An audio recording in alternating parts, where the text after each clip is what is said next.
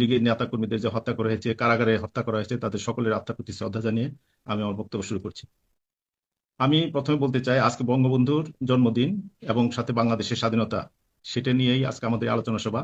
বঙ্গবন্ধু এবং বাংলাদেশ এক এবং অভিন্ন। বঙ্গবন্ধু মানে বাংলাদেশ। এই বাংলাদেশটা সৃষ্টির জন্যই আমাদের সৃষ্টিকর্তা বঙ্গবন্ধুকে এই পৃথিবীতে পাঠিয়েছিলেন। 1920 সালের 17 মার্চ তিনি গোপালগঞ্জের টুঙ্গিপাড়ার মাটিতে জন্মগ্রহণ করেছিলেন, এবং তাকে যেই বাংলাদেশ সৃষ্টির জন্য জন্মগ্রহণ করেছিলেন, আহ, পৃথিবীতে পাঠিয়েছিলেন, সেটা কিন্তু আমরা যদি ছোটবেলায় বঙ্গবন্ধুর তার শিশুকালের তার যে স্বভাব চরিত্র নিয়ে বিশ্লেষণ করি, আমরা কিন্তু সেটা দেখতে পেয়েছি। বঙ্গবন্ধুর বয়স যখন 5-6 বছর, যখন কেবল সে স্কুলে যায়, তখনই তার মানবতা বোধ সম্পর্কে কিন্তু ওই গোপালগঞ্জের মানুষ দেখতে পেরেছে। যে একটা শিশু 6 বছর 7 বছর বয়সী, তার সবচেয়ে প্রিয় কিন্তু তার পরনের শার্ট, তার পড়ার বই, তার ব্যবহৃত সমস্ত কিছু ছিল তার সবচেয়ে প্রিয়। কিন্তু এই সেই শিশু শেখ মুজিব যখন স্কুলে গিয়েছে, যখন তার একটা বন্ধুর কোনো বই থাকতো না, তখন নিজের বই দান করে দিয়েছে, নিজের পরনের শার্ট আরেক বন্ধুকে দান করে দিয়েছে, এবং শীতের সময় তার পরনের গরম কাপড় অন্যকে দান করে দিয়েছে। এই হলো বঙ্গবন্ধু শিশু শেখ মুজিবের বিভিন্ন মানবিক দিক আমরা দেখতে পাই। যে এটা কোনো স্বাভাবিক শিশুর চরিত্রের মধ্যে কিন্তু এটা থাকার কথা না।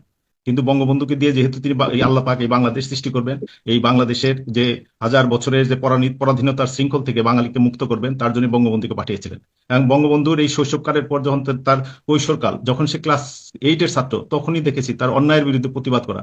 যে এই অঞ্চলের যিনি মুখ্যমন্ত্রী হুসেন সৈয়দ সোহরাওয়ার্দী সেই গোপালগঞ্জে স্কুল পরিধি ভিজিটে গিয়েছিলেন, তখন সেই স্কুল ভিজিট করে যখন চলে যাচ্ছেন, তার সামনে গতিরোধ করে দাঁড়িয়েছিলেন বঙ্গবন্ধু, তার সামনে এসে দাঁড়িয়েছিলেন এবং তাকে প্রশ্ন করেছিলেন, আপনি ভিজিট করলেন চলে যাচ্ছেন, কিন্তু বিল্ডিং এর ছাদ দিয়ে যে পানি পড়ে সেটা তো কিছু করে গেলেন না। স্কুলের শিক্ষকরা সবাই কিন্তু চমকে গিয়েছিল। পরে দেখা যে এ, সেই সময় হোসেন সোহরাওয়ার্দী তিনি মুখ্যমন্ত্রী, শিক্ষামন্ত্রী ছিলেন, শের বাংলাকে বুঝল, সাথে সাথে তিনি নির্দেশ দিয়েছিলেন স্কুলের রিপেয়ারিং করার জন্য।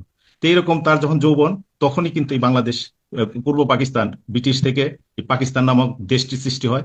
যে একটি দেশ, অথচ পূর্ব পাকিস্তান এবং পশ্চিম পাকিস্তান দুইটি খণ্ডে বিভক্ত, প্রায় 2000 কিলোমিটার দূরত্বে। যেই দূরত্বের কারণে শুধু না, শুধুমাত্র এই পূর্ব পাকিস্তানের মানুষ এবং পশ্চিম পাকিস্তানের মানুষ, যার কোনো চেহারার মিল নেই, উচ্চতার মিল নেই, সংস্কৃতির মিল নেই, ভাষার মিল নেই, শুধুমাত্র মিল ছিল একই ধর্ম।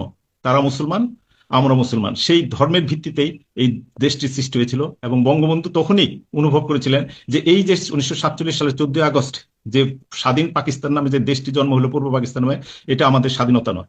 এবং এই স্বাধীনতা অর্জন করার জন্যই বঙ্গবন্ধু কিন্তু তখন থেকে প্রস্তুতি নিচ্ছিলেন, যে স্বাধীনতার মাত্র 4 মাস পরেই পূর্ব পাকিস্তান মুসলিম ছাত্রলীগ নামে এক ছাত্র সংগঠনের জন্ম দিয়েছিলেন। এবং তার পরবর্তীতে আওয়ামী লীগ প্রতিষ্ঠা করেছেন 1949 সালে, এবং ধাপে ধাপে 1952 সাল, 54 নির্বাচন, 58 সালের সামরিক শাসন, 62 সালের শিক্ষা কমিশনের বৈষম্য বিরোধী শিক্ষা বিরোধী আন্দোলন, এবং ঐতিহাসিক 6 দফা প্রণয়ন, এবং 1969-এর